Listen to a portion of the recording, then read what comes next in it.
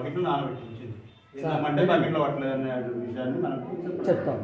ఇంకోటి సార్ నేనే కాబట్టి ఇంకొకసారి ఉన్నాం sir. Mid day meal agency తీసేయచ్చు కదా మీరు కంప్లైంట్. ఇప్పుడు అది మనం తీసేసింది ఏ ఊరమ్మా? కూరపల్లిలో ఒక మిడ్ డే మీల్ ఏజెన్సీ మీరు ఇంత క్లియర్గా కంప్లైంట్ ఇచ్చేసారు వాళ్ళ పండగ పోతే వాళ్ళకి ఓరల్గా చెప్తే నేను ఆ రోజు వచ్చిన తర్వాత ఒక కమిటీ వేయండి. కమిటీ వేసేసి రోజు ఒక పేరెంట్ తినాలి, రోజు ఒక టీచర్ చూడాలి, తినాలి, అందులో టేస్ట్ విషయాలు రాయాలి. ఒకవేళ కనుక ఇదే కొనసాగుతుంది కనుక కంప్లైంట్ ఇవ్వండి. కంప్లైంట్ ఇచ్చిన తర్వాత నోటీస్ ఇచ్చి తీసేద్దామని చెప్పినాను.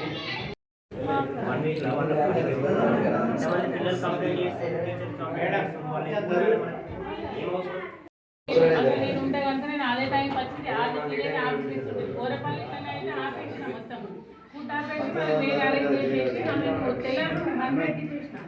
అన్మెటిక్ చేసి మళ్ళీ వేరే వాళ్ళకు కంటిన్యూ చేయించిన తర్వాత ఒక 2-3 మంత్స్ చేస్తే చెప్పిన ఆయన కాదు వెళ్ళిపోయిన రాజ్ కుమార్ సార్తో చెప్పిన ఛార్జ్ ఎవరు తీసుకుంటారో వాళ్ళు కూడా చూడండి అక్కడికి వెళ్ళని చెప్పాను సార్. ఎవరు దాని గురించి ఎన్నిసార్లు చెప్పి ఎప్పుడు కూడా చేయాల్సినటువంటి మెనూ ప్రకారంగా చేసేది ఉంది. వాళ్ళు ఇష్టం అనమాట. అంటే నేను వన్ సింపుల్ ఎగ్జాంపుల్ 70 స్టూడెంట్స్కి తయారు చేసిన కిచడీలో వాళ్ళు 2 కేజీలు తీసుకోగా ఛాన్స్ మీరు నన్ను వాళ్ళ ముందుకు పిలిచి నువ్వు ఎందుకు పోతున్నావు అక్కడికి అంటే నేను అడగద్దండి. వేరే టీచర్లు పోవాలట అక్కడికి పోదట. ఎందుకు నేను ఎంత ఖచ్చితంగా వేయాల్సి ఉంటుందని చెప్పేసి వాళ్ళకి తెలుసు. అందుకని చెప్పేసి నేను వెళ్ళొద్దట. Some of the teachers for exception వాడు పోవచ్చు, నేను పోకూడదు అనమాట.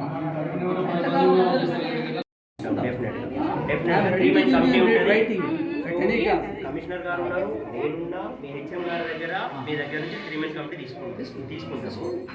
నేనేమంటున్నాను, మీరు రిటర్న్ హెచ్ఎం గారు ఇవాళనే పెట్టండి. సో పేరెంట్స్ కమిటీ మీటింగ్ పెట్టండి, రిటర్న్ రాసియండి. మీరు వాళ్ళ రిపోర్ట్ ఇస్తే మీరు మేమో పెట్టి జమ్మికుంట గర్ల్స్ ప్రైమరీ స్కూల్లో నిన్న మధ్యాహ్న భోజనం తిన్న తర్వాత ఒక 26 మంది పిల్లలు అస్వస్థతకు గురై హాస్పిటల్ దగ్గరికి వెళ్ళారు. 17 మెంబర్స్ అడ్మిట్ అయ్యారు. దాని మీద పిల్లలందరూ ఇప్పుడు ప్రజెంట్ ఆరోగ్యంగానే ఉన్నారు. హెల్త్ పరంగా ఏమి ఇష్యూస్ లేవు. నిన్న హాస్పిటల్లో డాక్టర్ ఎగ్జామినేషన్ తర్వాతనే మళ్ళీ వాళ్ళను ఇంటికి పంపించడం జరిగింది. ఇవాళ కూడా వాళ్ళ పేరెంట్స్తో అందరితో మాట్లాడడం జరిగింది.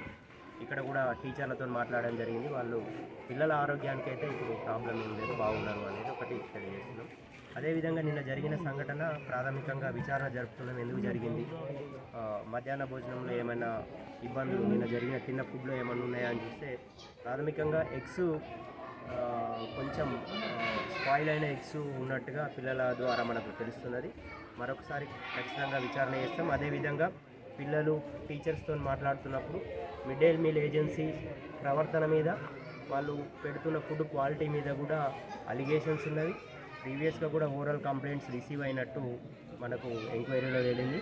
డెఫినెట్గా ఒక 3 మంత్ కమిటీ ఉంటుంది. ఈ 3 మంత్ కమిటీ కమిషనర్ సార్ కానీ ఎంఈఓ గారు కానీ నేను అతి త్వరలో ఖచ్చితంగా చట్టం మేరకు వాళ్ళకు నోటీస్ ఇష్యూ చేసి వాళ్ళ మీద యాక్షన్ తీసుకోవడం జరుగుతుంది. ఒక 1 వీక్ క్రితం నేను ఈ స్కూల్కి వచ్చేసి సార్ వాళ్ళు కంప్లైంట్ చెప్పగానే వచ్చి వాళ్ళకు కూడా వార్నింగ్ ఇచ్చినాను. మిడ్ డే మీల్స్ వాళ్ళకు వార్నింగ్ చేయడం జరిగింది.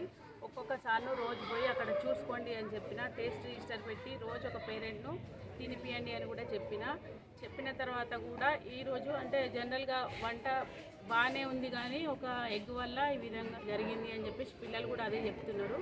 కాకపోతే మనకు 100 grams రైస్ ఇస్తారు డైలీ. కొంచెం అంటే ఒక్కొక్కసారి పిల్లలు సీజన్ బట్టి ఒకసారి తింటే కనుక సరిపోకపోవచ్చు, వాళ్ళు దాచిపెట్టుకుంటున్నారు అని కూడా నోటీస్కి వచ్చింది. నాకు రిటర్న్గా ఎలాంటిది ఇవ్వలేదు. రిటర్న్గా కనుక ఖచ్చితంగా ఇస్తే కనుక నేను వాళ్ళకు ఒక నోటీస్ ఆల్రెడీ ఎప్పుడో ఇష్యూ చేసేదాన్ని. కాకపోతే రిటర్న్లో ఇవ్వలే. ఇట్లా ఈ మధ్యలో ఈ ఘటన జరిగింది. చాలా బాధగా ఫీల్ అవుతున్నాం. ఎందుకంటే 17 మెంబర్స్ పిల్లలు కడుపుతో హాస్పిటల్లో జాయిన్ అయ్యారు. తర్వాత వాళ్ళు మళ్ళీ సాయంత్రం వరకు డిశ్చార్జ్ అయ్యారు. అందరూ ఆరోగ్యంగా ఉన్నారు, ఎవరికి ఏం ప్రాబ్లం లేదు.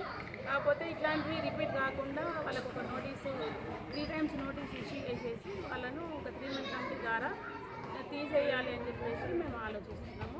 ఇట్లాంటివి ఈ ఇబ్బంది ఉండి ఒక కమిటీ వేసి ఆ కమిటీ ద్వారా రోజు ఒకరు తింటారు. ఏ స్కూల్లో ఇట్లాంటివి జరగకుండా